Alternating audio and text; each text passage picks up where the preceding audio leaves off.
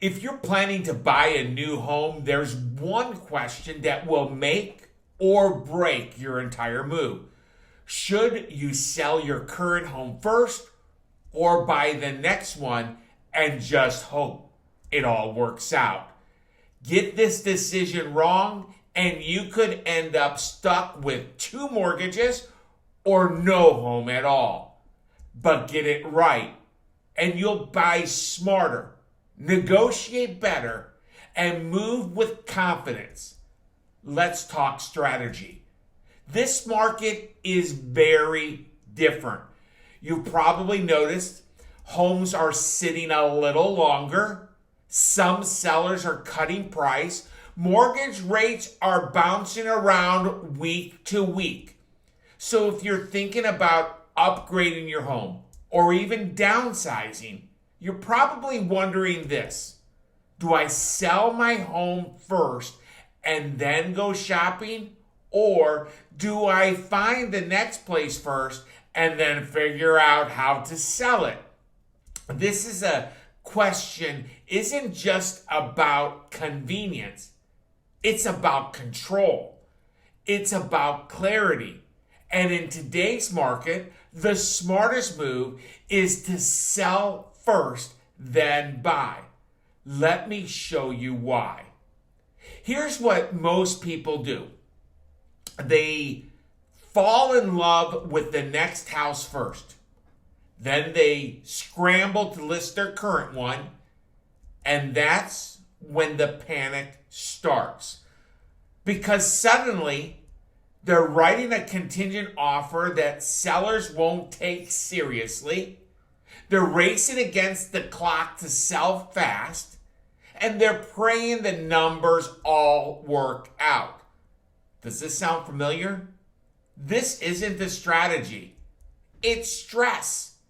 And in 2025, with homes taking a little longer to sell and buyers being pickier, this approach can simply backfire. Now, let's flip the script. What happens when you sell first? You know exactly how much equity you will walk away with. You're no longer guessing about your budget. You can write an offer without a home sale contingency. You can shop from a position of strength, not pressure. In short, you are in 100% control. And in this market, control equals leverage. Let's talk numbers. Let's say you buy first, based on the assumption that your current home will sell very quick at $600,000. But here's what happens instead. Your home sits. You need to drop the price. You get an offer for $570,000 and you feel forced to take it. That $30,000 gap, it just disappeared because you had to make the deal work. And now you're carrying 2 mortgage payments, or you're dipping into savings to cover the gap. This happens more than people think, and it's 100% avoidable. The number one fear people have about selling first is this: what if I sell and then have nowhere to go? It's a totally valid concern. But this is where strategy comes in. You can negotiate a post-closing possession period, so you can stay in your home for 30 or 60 days after closing. You can line up a short-term rental option in advance. You can use temporary financing tools to buy after you sold, but before you moved out. It's not about perfection. It's about planning. The goal is to sell on your terms and move smart, not necessarily fastest. Let's zoom out for a second. In 2025, inventory is creeping up, and mortgage rates are volatile, but trending downward. What does this mean? It means there's opportunity on the buy side, but only if you're ready to act quickly and cleanly. And the people who are ready, they're the ones who already sold. If you wait until you find your dream home to list your current one, you'll always be behind the curve. Let's be real. Moving isn't just a financial decision. It's an emotional one. It's stressful. It's 100 little decisions layered on top of one big one.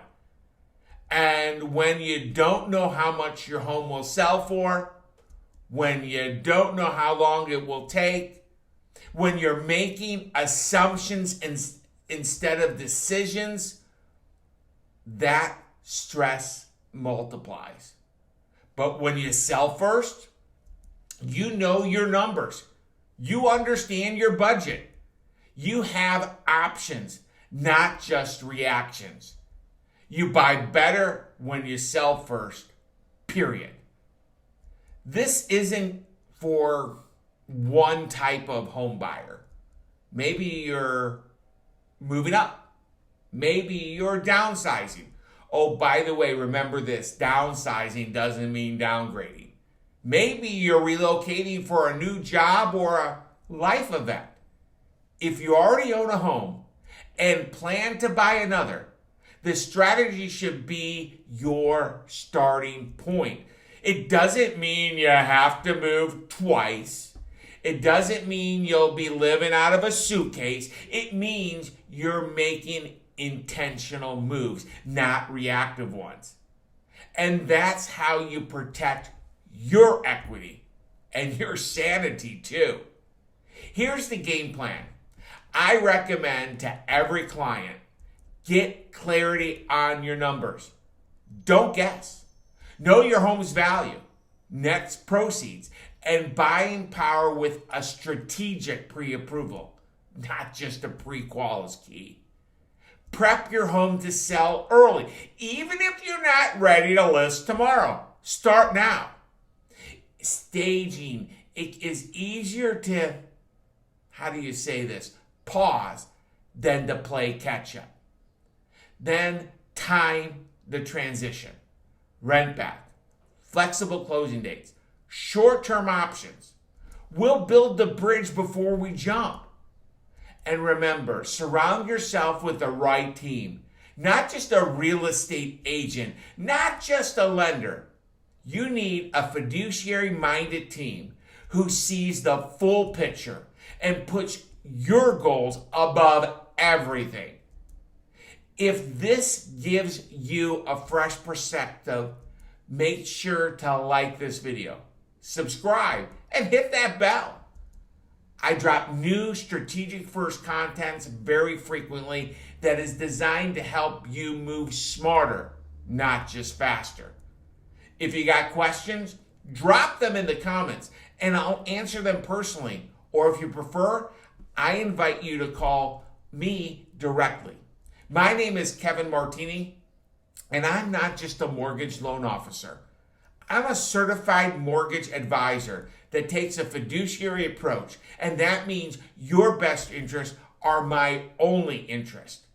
You can reach me by dialing 919-238-4934.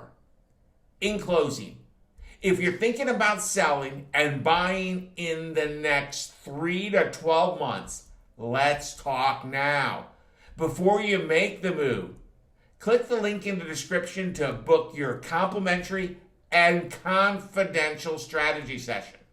We'll run the numbers, map out your timing, and help you make a confident, data-backed decision without pressure or guesswork.